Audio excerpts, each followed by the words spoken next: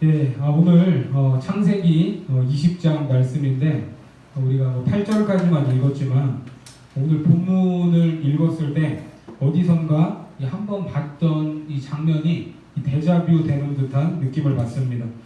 이 창세기 12장에서 애굽으로 내려간 이 아브라함이 아내 사레를 여동생이라고 속이면서 빼앗긴 적이 있었죠. 자, 그런데 또 오늘 이 아내 사라를 여동생이라고 속이는 이 황당한 사건이 발생합니다. 자, 이 사건을 보면 아브라함은 참 나쁜 사람이다. 어떻게 같은 실수를 두 번이나 반복할 수 있는가? 이런 생각을 할 수 있습니다. 자, 그러면 너희는 이렇게 비열하게 살지 마라. 아브라함처럼 실수하지 마라 하는 이 메시지를 주려고 이 본문이 여기에 있을까? 우리가 오늘 이 본문을 살피면서 우리에게 주시는 이 메시지가 무엇인지 깨닫는 은혜가 있기를 바랍니다. 자, 먼저 이 본문 1절을 보면 하나님이 약속하신 땅에서 멀쩡하게 살다가 왜 이 그랄이라는 곳으로 옮겨갔느냐? 자, 이것을 먼저 알아야 됩니다.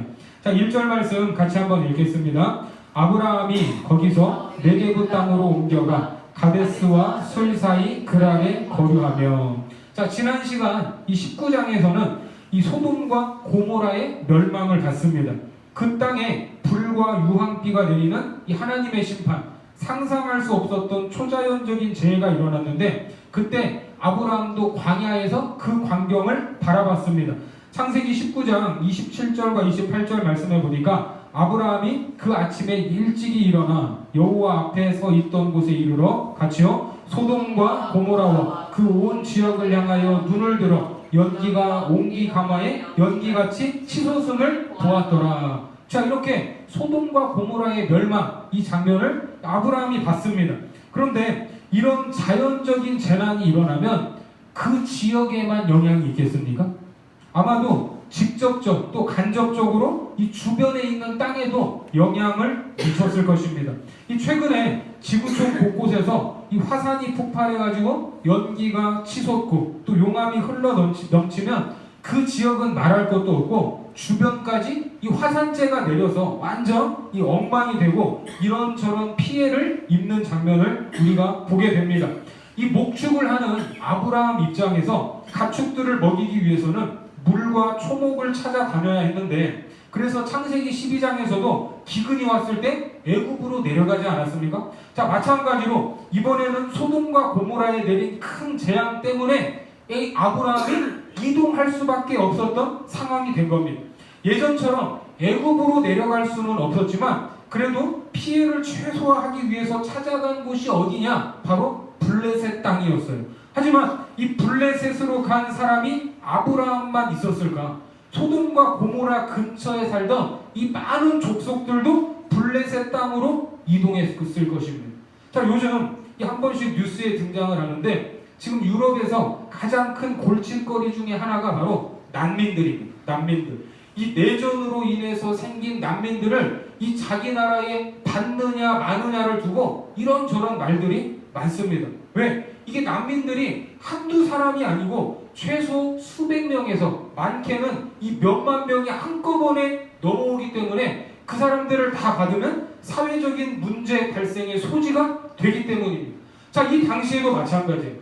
많은 족속들의 이동은 이 블레셋이라는 그 나라의 생존과 직결되기 때문에 아주 심각한 문제였습니다. 더군다나 아브라함은 어떤 사람이었어요? 이 앞장에서 봤듯이 최소 318명 이상의 이 장정들을 거느린 사람이었습니다. 그게 아브라함이었어요. 족장이었습니다. 자, 그러면 이 400여 명에 가까운 사람들을 데리고 이제 이 땅으로, 이 그랄이라는 땅으로 이동을 하는 거예요. 그런데 이 아브라함에 대한 소문을 보니까 이 사람이 예전에 이 9개 나라가 섞여서 싸우던 최초의 중동 전쟁에서 이 북방의 연합군을 무찔렀던 전력이 있어요.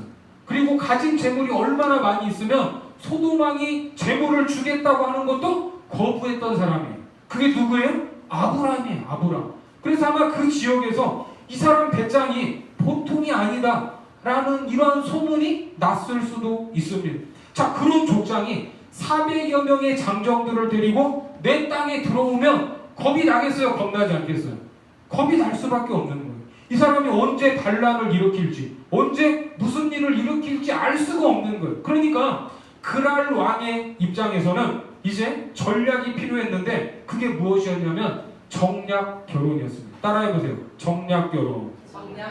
그렇습니다. 자, 본문 2절을 보세요. 그의 아내 사라를 자기 누이라 하였으므로 그랄 왕 아비멜렉이 사람을 보내어 사라를 데려갔더니, 자, 여기에 보면 아브라함이 이제 아내를 또 뭐라고 했어요? 자기 누이라고 했습니다. 자기 누이. 왜 자기 누이라고 했을까? 자, 오늘 이제 창세기 20장에도 나오지만 그랄 왕이 두려웠어요.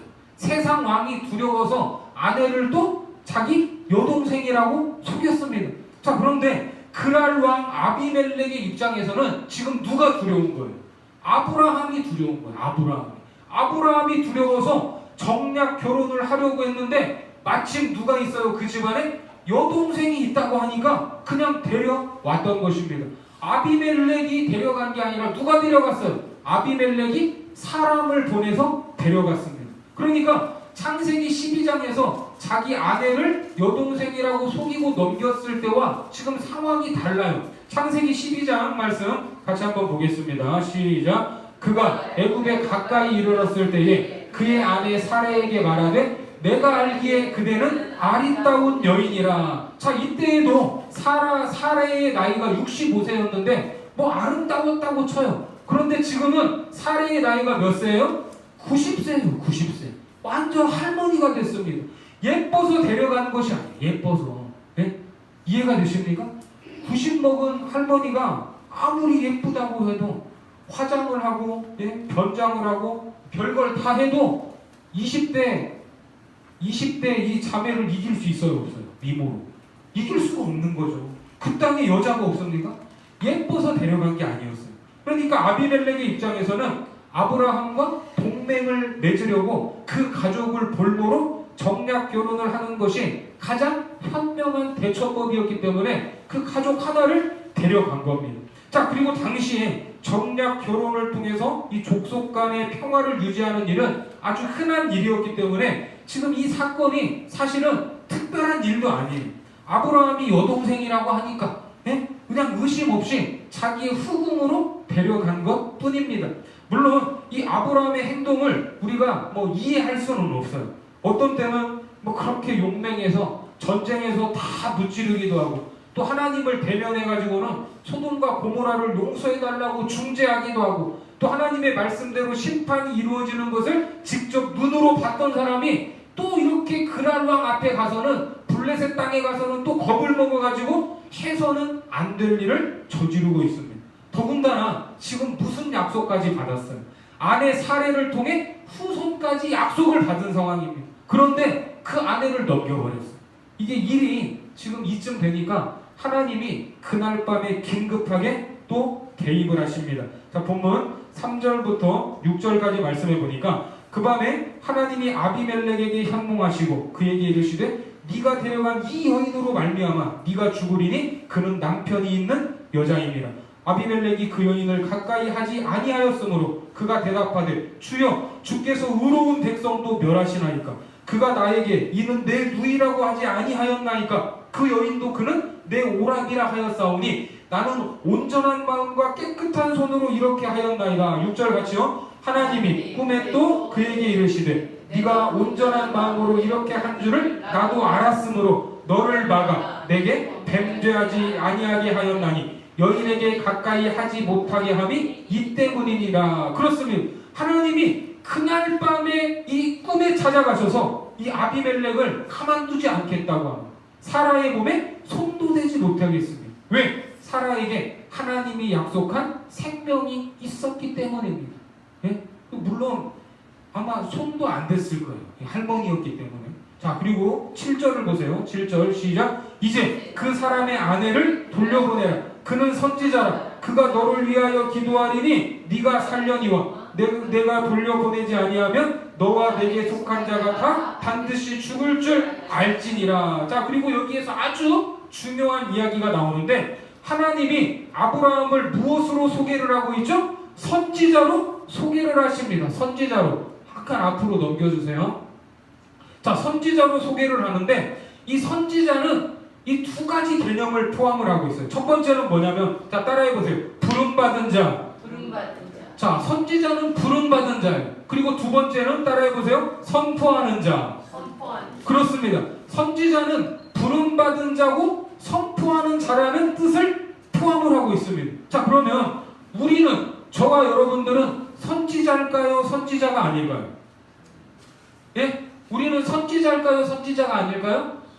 우리도 선지자예요. 선지자. 맞습니다. 자, 베드로전서 2장 9절 말씀해 보니까, 그러나 너희는 택하신 족속이요 왕같은 제사장들이요 거룩한 나라요 그의 소유가 된 백성이니, 같이요, 이는 너희를 어두운 데서 불러내어 그의 기이한 빛에 들어가게 하시니에 아름다운 덕을 선포하게 하려 하심이라. 자, 이 말씀에 보면 예수님의 삼중직이 나옵니다. 예수님의 삼중직. 삼중직은 뭐냐면 왕, 제사장, 선지자예요. 예? 그 앞에 너희는 왕같은 제사장이요. 왕과 제사장이 나왔고, 이 선지자라는 단어는 없지만 아름다운 덕을 선포하게 하려 하심이라. 이것이 뭐예요? 선지자의 역할입니다. 자, 그래서 이 삼중직은 왕, 제사장, 선지자인데, 이 삼중직을 우리도 받았어요? 안 받았어요? 받았습니다.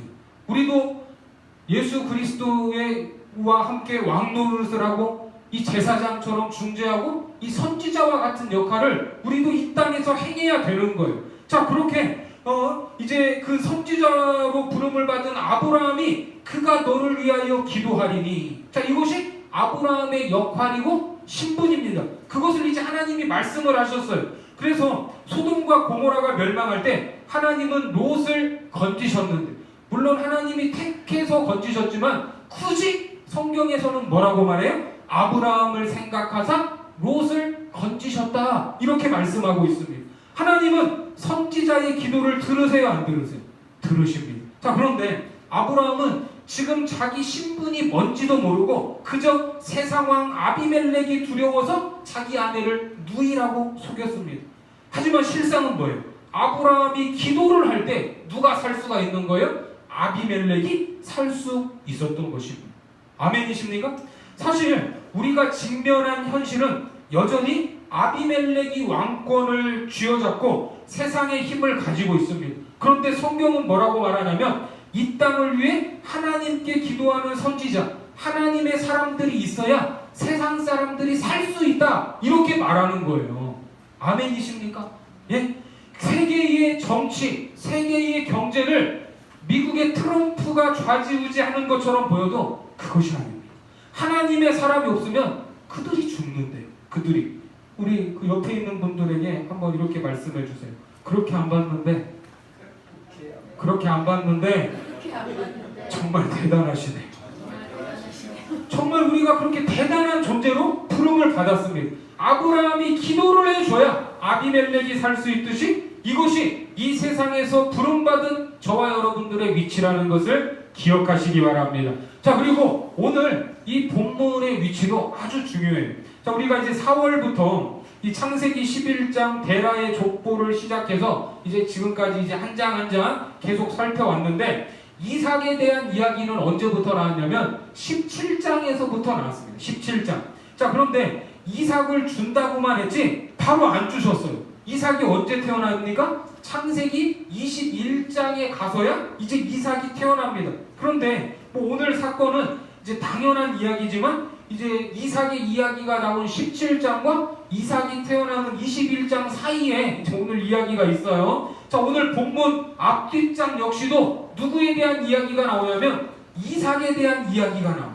그래서 이삭에 대한 이야기를, 이 전체를 큰 문맥으로 봐야 이삭의 사건을 이해를 해야 오늘 본문이 이해가 되는데, 자, 17장에 나왔던 이삭에 대한 기사를 한번 보겠습니다. 17장 15절부터 17절까지 말씀해 보니까, 하나님이 또 아브라함에게 이르되 내 아내 사레는 이름을 사레라 하지 말고 사라라 하라. 내가 그에게 복을 주어 그가 내게 아들을 낳아주게 하며 내가 그에게 복을 주어 그를 여러 민족의 어머니가 되게 하리니 민족의 여러 왕이 그에게서 나리라. 같이요. 아브라함이 엎드려 웃으며 마음속으로 이르되 100세 된 사람이 어찌 자식을 낳을까? 사라는 90세니 어찌 출산하리요 하고. 자, 그리고 18장에 보면 그들이 아브라함에게 이르되 내 아내 사라가 어디 있느냐? 대답하되 장막에 있나이다. 그가 이르시되 내년 이맘때 내가 반드시 내게로 돌아오리니 내 아내 사라에게 아들이 있으리라 하시니 사라가 그 뒤 장막문에서 들었더라. 아브라함과 사라는 나이가 많아 늙었고 사라에게는 여성의 생리가 끊어졌는지라. 12절 같이요. 사라가 속으로 웃고 이르되 내가 도쇠하였고 내 주인도 늙었으니 내게 무슨 즐거움이 있으리요. 자, 지금 17장과 18장에 이제 이삭의 탄생을 예언하는 말씀을 주니까 아브라함과 사라가 다 어떻게 했어요?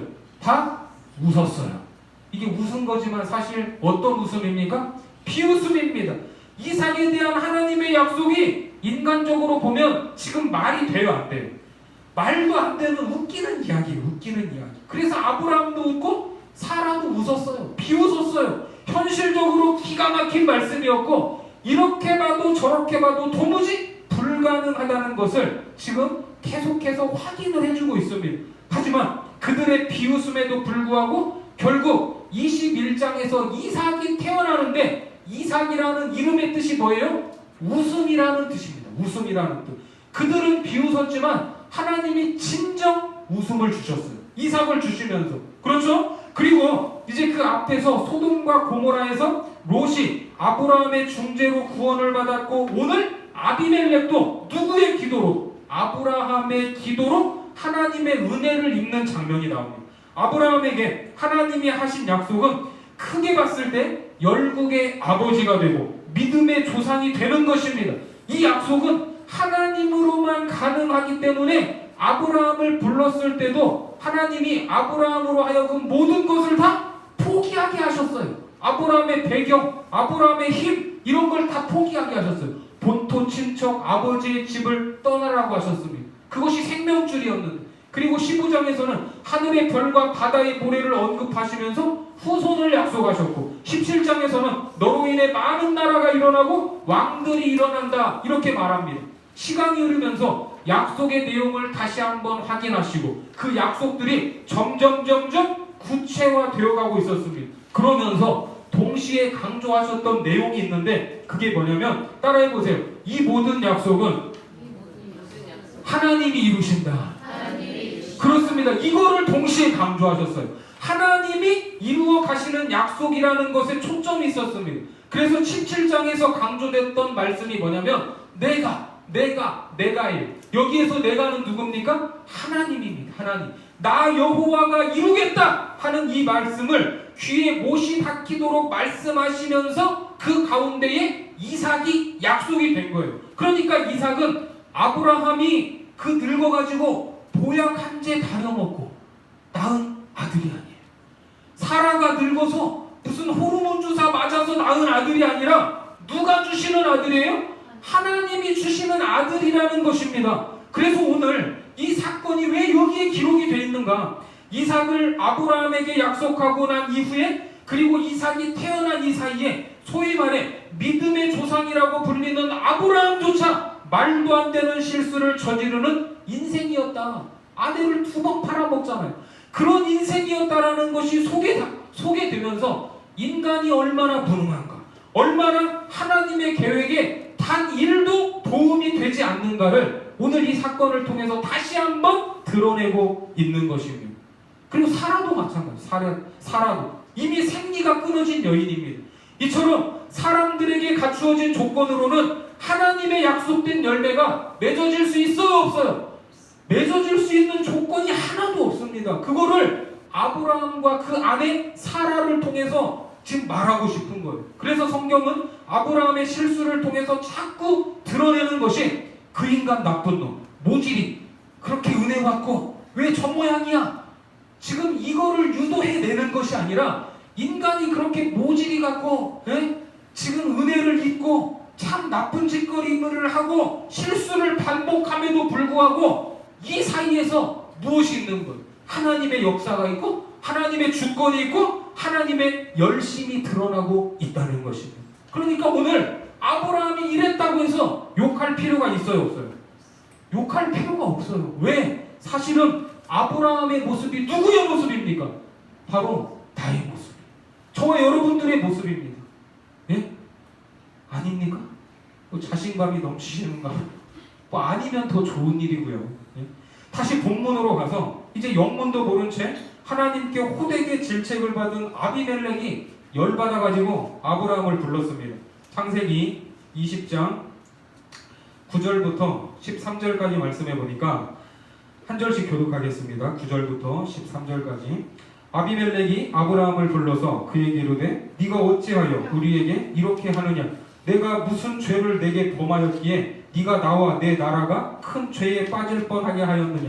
네가 합당하지 아니한 일을 내게 행하였도다 하고 아비멜렉이 또 아브라함에게 이르되 내가 무슨 뜻으로 이렇게 하였느냐? 아브라함이 이르되 이곳에서는 하나님을 두려워함이 없으니 내 아내로 말미암아 사람들이 나를 죽일까 생각하였음이요.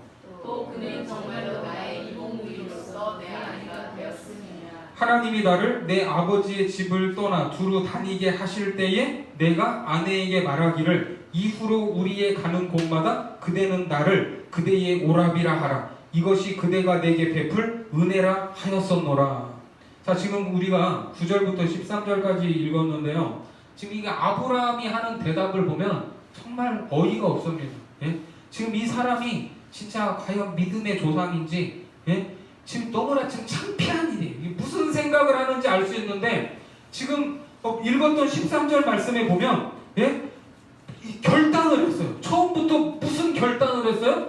가는 곳마다 아내를 누이라고 말하겠다 하는 이런 결단을 했대요. 참 대단한 결단이죠. 예?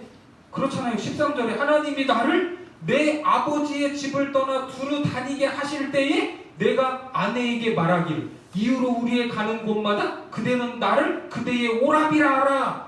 예? 이때부터 결단을 했대요. 거기에다가 왜 너는 이 아내를 누이라고 하냐 이렇게 말하면 또 할 말이 있어요 없어요? 있어요. 누이도 맞긴 맞다. 이복누이. 이게 언제부터 시작된 결단이에요? 믿음의 길을 출발할 때부터 시작된 결단이라니까요. 참 좋은 결단했습니다.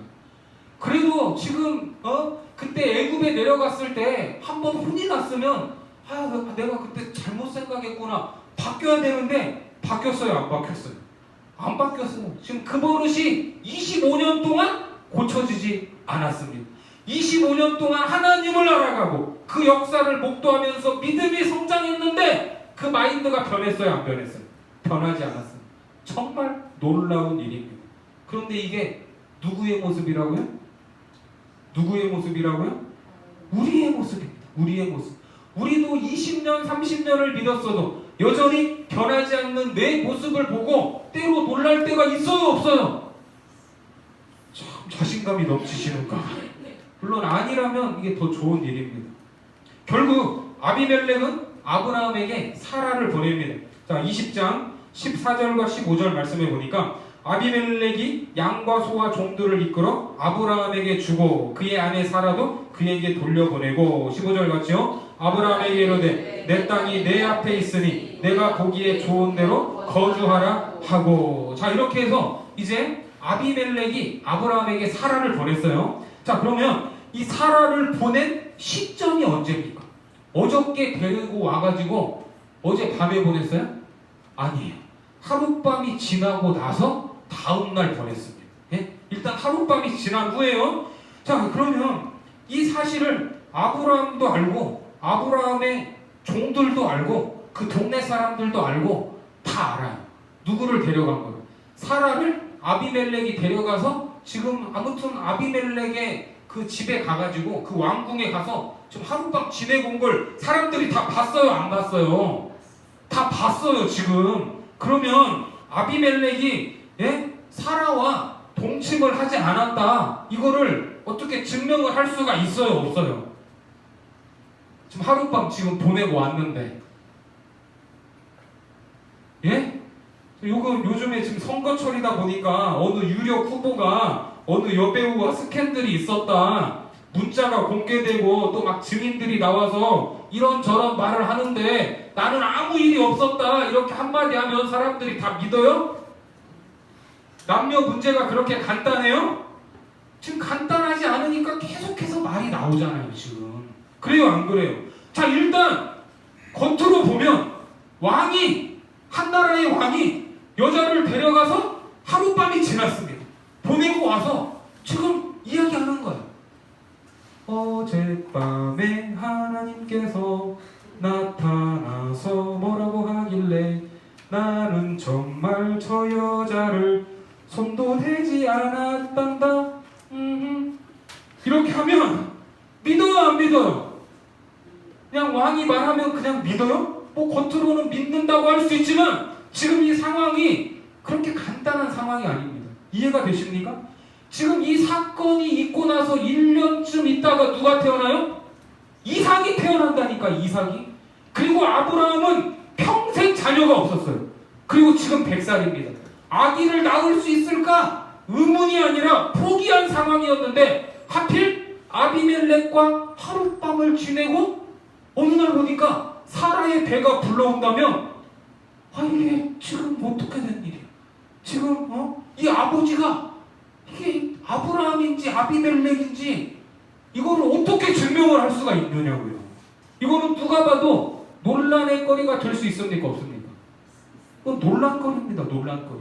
그렇죠. 자 16절 보세요. 16절 시작. 사라에게 이르되 내가 내 오라비에게 주어서 그곳으로 너와 함께한 여러 사람 앞에서 내 수치를 가리게 하였느니 내 일이 다 해결되었느니라. 자 아비멜렉도 이제 뭔가 좀 거시기 하니까 이제 사라의 수치를 가리려고 은 1000개를 줬지만 실질적으로 모든 사람이 사라의 순결함을 인정해줘야 나중에 태어날 이삭이 정정당당하게 아브라함의 씨가 될 수 있는 것입니다. 그렇지 않으면 100세의 아들을 낳았다는 말을 누가 믿어요?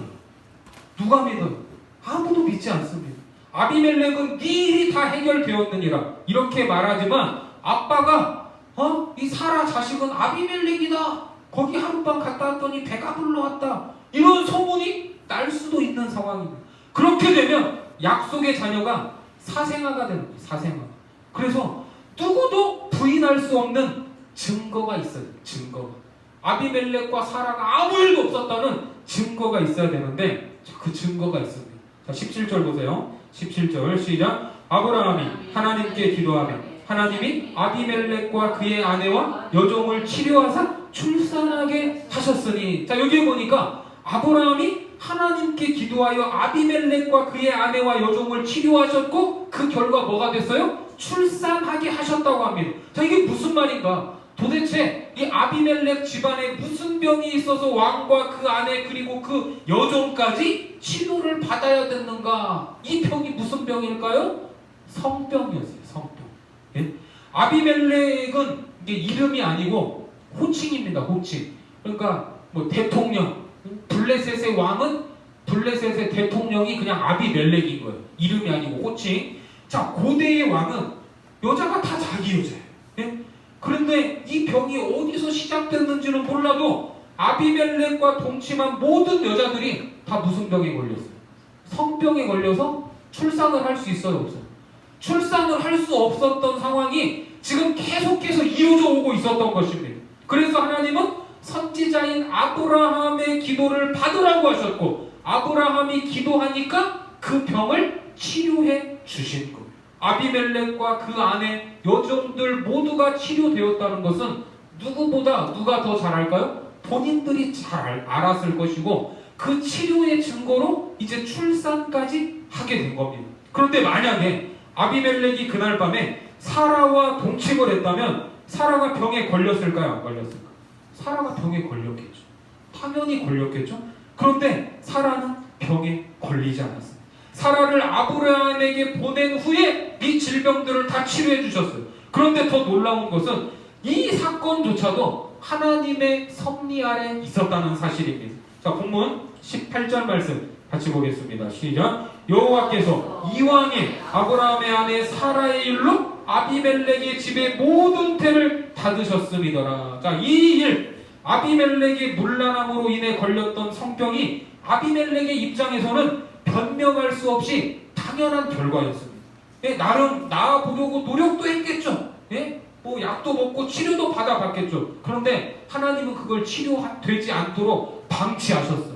왜? 더 본질적인 이유는 아브라함의 아내 사라의 일로 약속의 자손을 낳아야 할 사라를 보호하려는 하나님의 섭리가 미리서부터 있었다는 것입니다. 믿습니까? 결국 아브라함의 기도로 그들이 고침을 받고 나았기 때문에 아브라함은 이 사람이 정말 선지자다 하는 것을 인정을 받았고, 동시에 사라에게는 아무 일도 일어나지 않았습니다. 데려가기는 했지만 여전히 깨끗한 여인이라는 것을 인정받을 수 있었습니다. 그렇게 아브라함과 사라의 정결함을 통해 아들 이삭이 탄생하게 됩니다. 그러니까 믿음의 2세대 이삭의 출생은 아브라함과 사라의 능력이 아니라 이삭의 출생 자체를 지금 누가 보호하고 계신 거예요? 하나님이 보호하고 있었습니다. 하나님이 보호하시는 손길 아래 있음을 드러내고 있습니다. 하나님이 아비멜렉으로부터 아브라함과 사라를 지켜주셨고, 역시 약속의 자녀인 이삭도 하나님의 선택과 보호하심 아래 있는 하나님의 자녀라는 것을 인정받게 하셨습니다. 그러니까 하나님의 역사는 완전 정확하고 진짜로 세밀합니다. 하나님의 섭리는 우리가 상상할 수 없는 방법으로 일어난다는 것을 믿으시기 바랍니다. 아브라함이 소돔과 고모라의 재앙 때문에 블레셋으로 향할 때 이미 하나님은 이런 사건을 염두에 두셨어요. 예? 좀 이럴 때는 좀 놀라워해도 괜찮습니다. 좀 놀라워하세요. 표정으로라도. 이게 하나님의 역사입니다. 믿음의 조상을 인도하시고 지키시고 만들어 가시는 하나님의 섭리입니다. 이 하나님의 손길에 한치의 오차도 없다는 것을 믿으시기 바랍니다.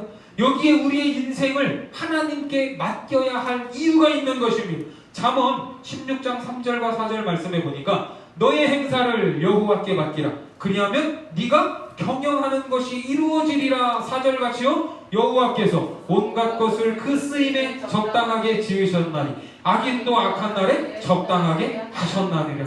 자, 악인도 악한 날에 적당하게 사용하신다고 합니다. 하나님이 이 악을 조장하신다는 말씀이 아니라 그것조차도 하나님의 능하신 손길 아래 있다는 말씀입니다. 그러니까 선지자로 부름을 받은 우리가 두려워할 것이 있습니까? 없습니까? 없죠. 그런데 현실적인 상황이나 인간적인 조건을 보면 사실 두려운 것도 사실입니다. 우리 길가온 교회 하나님이 강건하셔서 이제 개척하기로 마음을 먹고 17일 만에 시작된 교회예요. 우리 교회가. 예? 인간적인 조건, 현실적인 상황을 보면 이렇게 교회가 시작이 될 수 있어요? 없어요?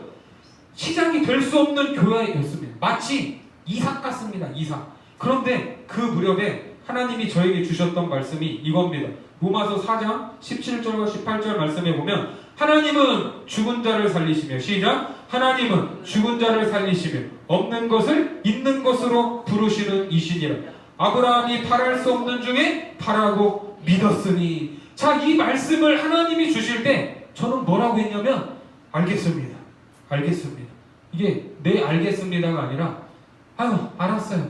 이런 뉘앙스 있죠? 알겠습니다. 하나님이 하라고 하니까 시작은 하는데 저는 뭘 어떻게 해야 될지 아무것도 모르겠습니다. 그래서 창세기 말씀을 통해서 하나님이 어떻게 인도하실지 가늠하고 기대하고픈 마음이 있어서 우리가 지금 이 길가온 교회 시작과 함께 지금 이 믿음의 여정 창세기 말씀을 보고 있는 것입니다. 그런데 하나님의 섭리와 역사는 우리가 기대하고 소망하는 어떠한 상상보다 더하다는 것을 믿으시기 바랍니다. 상상 그 이상이에요. 상상 그 이상. 언젠가 이제 뭐 또 나눌 기회가 있겠지만요, 한 주 한 주가 은혜입니다. 한 주 한 주. 교회 개척 후에 저를 둘러싸고 일어나는 일들은 제가 상상하지도 못했던 일들입니다.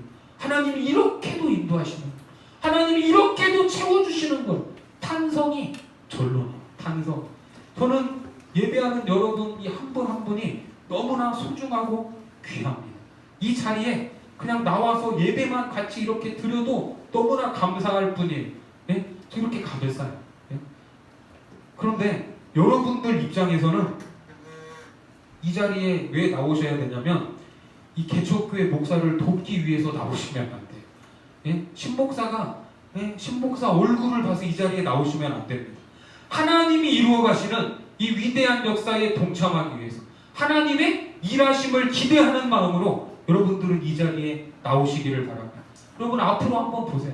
교회가 어떻게 되는지, 무슨 일이 일어날지 저도 너무나 궁금합니다. 알 수가 없습니다. 왜? 하나님이 시작하신 일, 그 약속은 하나님이 어떻게든지 이루어 가시기 때문입니다. 우리의 믿음이 완전 좋아서 일이 되는 게 아니에요. 목사가 누군가가 능력이 탁월하고 뭔가를 막 이렇게 확 그냥 갖다가 돼서 이게 이루어지는 것도 아닙니다. 교회를 둘러싼 조건과 환경이 잘 맞아서 뭔가 이루어지는 것도 아닙니다. 오직 하나님의 주권으로 시작됐고 하나님의 능력으로 인도되고 하나님의 열심으로 완성된다는 것을 믿으시기 바랍니다. 그 하나님의 손길에 우리의 인생을 내어 맡기고 그분을 기대하고 그분을 따라가는 우리 모든 성도들 되시기를 주님의 이름으로 축복합니다. 기도하겠습니다. 아브라함이 바랄 수 없는 중에 바라고 믿었으니 그가 믿은 바 하나님은 죽은 자를 살리시며 없는 것을 있는 것으로 부르시는 이시니라. 능력의 아버지 하나님, 오늘도 우리는 연약하여 세상을 두려워하고 현실을 보며 절망할 수밖에 없음을 고백합니다. 때로는 믿음의 삶을 사는 것처럼 보이다가도 세상과 타협하며 넘어질 때가 있었습니다. 주님, 우리에게 믿음을 허락하여 주옵소서. 우리를 인도하시는 하나님의 주권과 계획, 하나님의 섭리와 능력을 알게 하시고 우리가 무엇을 기대하고 상상하든지 그 이상으로 역사하시는 하나님을 경험하게 하여 주옵소서. 그리하여 바랄 수 없는 중에도 바라고 믿게 하시고 죽은 자를 살리시고 없는 것을 있는 것으로 부르시는 하나님께 우리의 모든 인생을 내어 맡기고 하나님의 자녀답게 삶의 현장마다 믿음의 흔적들을